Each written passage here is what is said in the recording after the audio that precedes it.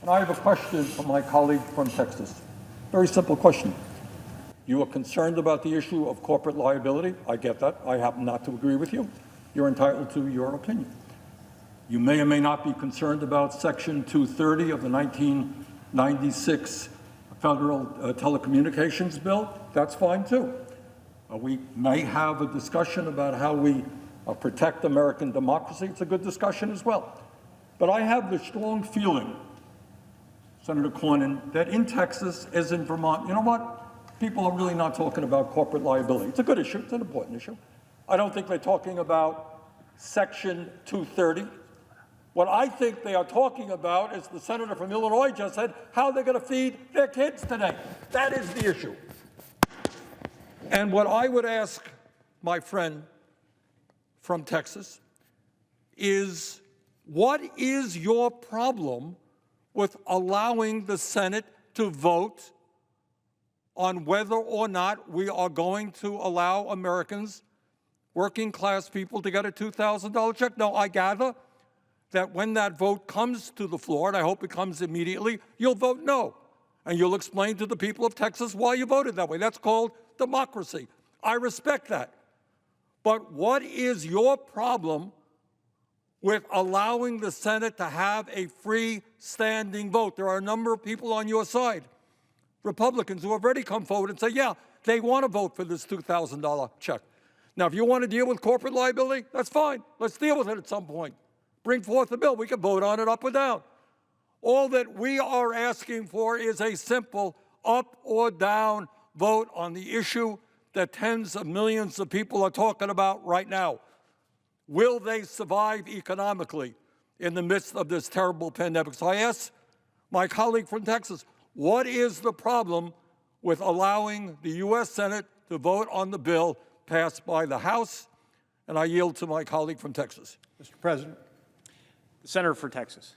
Mr. President, I would say to our colleague from Vermont, I have no problem with providing assistance, whether it's to public health officials who are trying to struggle with this pandemic, or to provide money for the research for therapeutics or vaccine, which fortunately is now being distributed around the country. I have no objection to direct payments to individuals. I voted for the $1,200 direct payment contained in the CARES Act. I voted for the additional money that's provided for in the most recent COVID-19 legislation.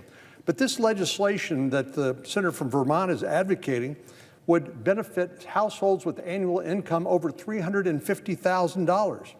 They would get this money. And I would say that one way to deal with this, because of course we negotiated back and forth on the last COVID-19 bill, nobody got everything they wanted, but if our colleagues on the other side of the aisle want an additional financial benefit to people making up to $350,000, why not couple it with liability protection for people who are acting in good faith? This isn't just about corporations, and our colleagues across the aisle know it. This is about schools. This is about churches, synagogues, mosques. This is about every business that's worried that a game of gotcha is going to take place and they're going to end up paying the price. Even if they win the lawsuit, they will not be able to, they're still going to have to pay for the costs of defense, potentially losing their business outright. All right, if I could...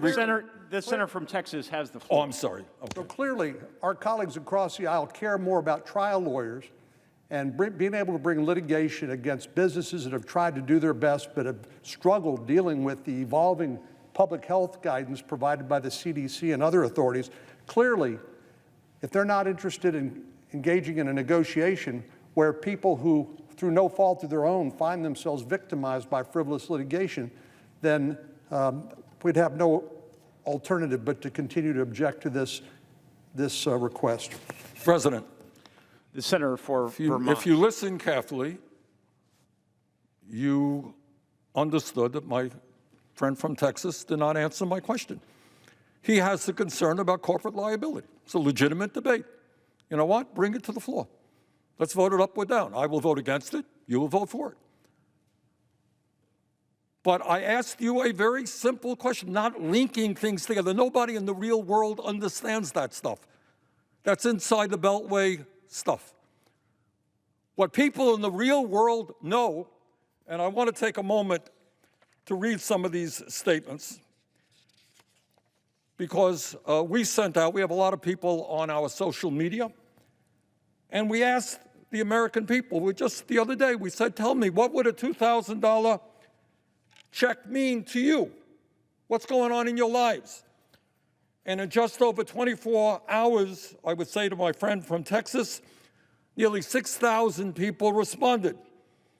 And here is just what a few of them had to say. And we don't have, this is Twitter stuff, so I don't have their names here, and I wouldn't use it publicly anyhow, but this is what they say.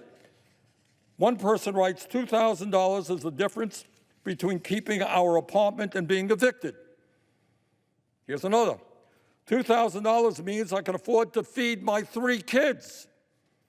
Another response, quote, it would mean not having to choose between rent and groceries or not having to ration my partner's meds, end quote.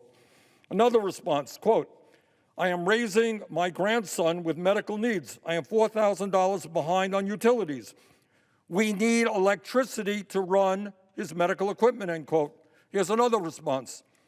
$2,000 would mean I wouldn't have to worry about making my mortgage payment this month and that I could get my medication, end quote. Another response, $2,000 would mean paying my rent and getting life-saving treatment because I can't afford the $50 copay through my work insurance just to see my neurologist right now, end of quote. And on and on and on, thousands of people responding. So I want to get back to the point, and I want to again ask my friend from Texas, you got a concern about corporate liability? Good issue, bring it to the floor. Let's vote on corporate liability.